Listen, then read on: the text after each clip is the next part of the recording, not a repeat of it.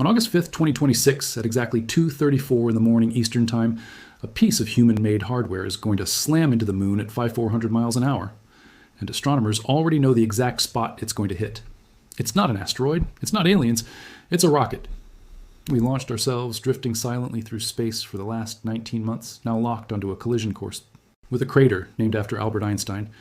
And for the first time in years, if you're in the right part of the world, you might actually be able to watch a man-made object strike another world in real time. This is the story of how it got there, why nobody can stop it, and why scientists are begging amateur astronomers to point their cameras at the sky that night. In January of 2025, a SpaceX Falcon 9 rocket lifted off from Florida, carrying 2 private robotic landers toward the moon. It did its job perfectly. It delivered both spacecraft on their way, and then, like every rocket upper stage that finishes its mission, it became something far less glamorous: space junk. A dead, drifting, 39-foot piece of empty metal, tumbling silently through space with nobody controlling it, and nothing left to do. For the past 19 months, almost nobody has been thinking about it. But one astronomer never stopped watching. And what he found is that this abandoned piece of hardware is now on a collision course with the moon, and we already know almost exactly when and almost exactly where it's going to hit. I am Your Name, and this is your channel. If real space events you can actually watch happen are why you're here, subscribe now, because this one has an exact date on the calendar. The object is officially cataloged as 2025-010D, the spent upper stage of the Falcon 9 rocket that launched 2 commercial moon missions back in January 2025. Once it released its payloads, it had no more purpose, no propulsion plan, and no way to steer itself.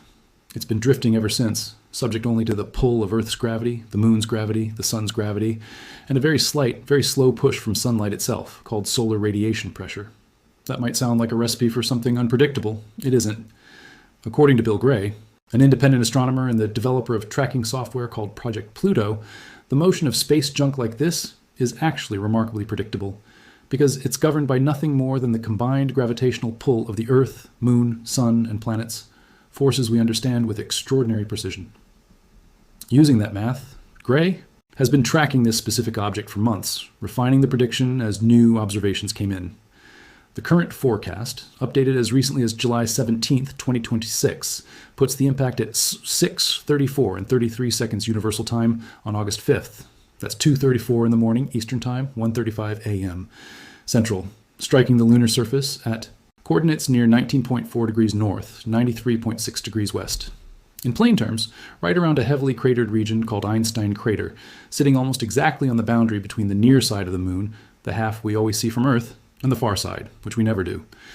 Gray estimates the timing is accurate to within a few seconds, and the position to within a few kilometers. Genuinely tight precision for something predicted weeks in advance, purely from tracking data and orbital mechanics. That margin will tighten even further in the final days before impact, as more observations refine the trajectory right up to the moment it happens. When it does hit, it won't be gentle. The rocket stage will be moving at roughly 5,400 miles an hour, several times the speed of sound, releasing energy roughly equivalent to 3 tons of TNT on impact. Scientists expect it to carve out a new crater somewhere in the range of 20 to 30 meters wide, along with a plume of ejected lunar material, dust, and rock debris thrown outward and upward from the impact site. Because the rocket body is largely hollow rather than a solid mass, the crater won't be nearly as dramatic as one produced by an equivalent sized asteroid or meteor. It's expected to crush inward on impact rather than punch deep into the surface. For comparison, a natural meteor impact on the moon back in spring 2024 created a crater roughly 225 meters across, blasting out roughly 1,000 times more debris than this rocket stage is expected to. So in terms of pure destructive force, this isn't a dramatic cosmic collision. What makes it genuinely special is something else entirely. We get to watch it happen, on purpose, in real time, knowing the exact moment it's coming. That's incredibly rare. Most craters on the moon, Earth, or anywhere else in the solar system are the leftover evidence of collisions that happened long before anyone was watching, studied only after the fact. This is different. A team of 23 researchers has published a new paper specifically coordinating global observation efforts for this event, and they're not just talking to professional observatories. They're actively calling on amateur astronomers, anyone with a telescope and a clear view of the sky, to help document it as it happens. There's a genuine scientific reason this matters beyond pure spectacle.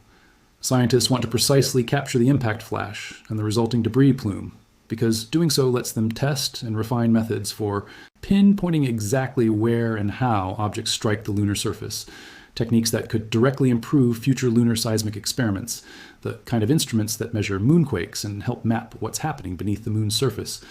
NASA's Lunar Reconnaissance Orbiter is already scheduled to photograph the impact site both before and after the collision, and South Korea's Pathfinder Lunar Orbiter will also attempt to observe the rocket fragment directly as it goes in.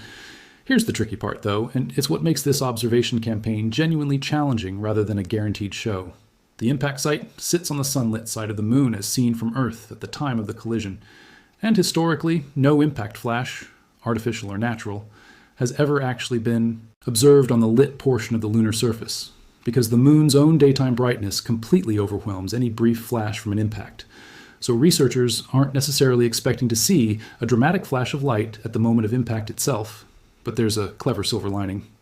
Because the impact site is so close to the moon's visible edge, its limb in astronomy terms, any debris thrown outward by the collision has a real chance of arcing up and briefly appearing to rise above that edge, silhouetted against the dark black backdrop of space, rather than against the bright lunar surface. If that happens, it could become visible as a faint plume rising off the edge of the moon, genuinely observable from Earth, even though the flash of impact itself likely won't be. Timing-wise, this favors observers specifically in the Americas. At the moment of impact, the moon will be visible above the horizon across the eastern half of the United States, Canada, and much of South America, with the sky dark enough for a clear observing window. If you're in that part of the world, and you've got even a modest telescope and a clear sky on the night of August 4th into the early morning of August 5th, you're in exactly the right place to try and catch this. It's worth being clear about what this event isn't. It poses no danger to anyone. It's not going to affect the moon's orbit, its structure, or anything happening on Earth. What it does highlight is something a little less dramatic but genuinely important. A growing, largely invisible problem with how humanity handles the hardware it leaves behind in space. This isn't even the first time something like this has happened. A similarly unidentified piece of space debris struck the far side of the moon back in 2022, and going back to the early 1970s, NASA deliberately crashed the spent upper stages from the Apollo 13 through 17 missions into the moon on purpose, specifically to generate small, controlled moonquakes that calibrated seismometers left behind by earlier astronauts. Intentional lunar impacts, in other words, aren't new. What's newer, and what researchers are increasingly flagging as a concern, is the growing number of these objects that end up on unintentional, unplanned collision courses, simply because nobody accounted for where they'd eventually end up. For now, though, the story on August 5th isn't really about space junk policy, it's about opportunity. A precisely predicted, genuinely rare chance to watch a human-made object strike another world, essentially live, with scientists and amateur observers across an entire hemisphere pointing their equipment at the same patch of sky at the same moment, hoping to catch a plume of moon dust rising silently over the lunar horizon. If it works, and observers do manage to capture it, this could become one of the best documented artificial lunar impacts in history. Real data, gathered in real time, from an event we saw coming weeks in advance. If it doesn't produce a visible plume, the Lunar Reconnaissance Orbiter will still be there afterward, ready to photograph whatever new crater gets left behind. Adding one more. Small, deliberate scar to a surface that already carries billions of years of them.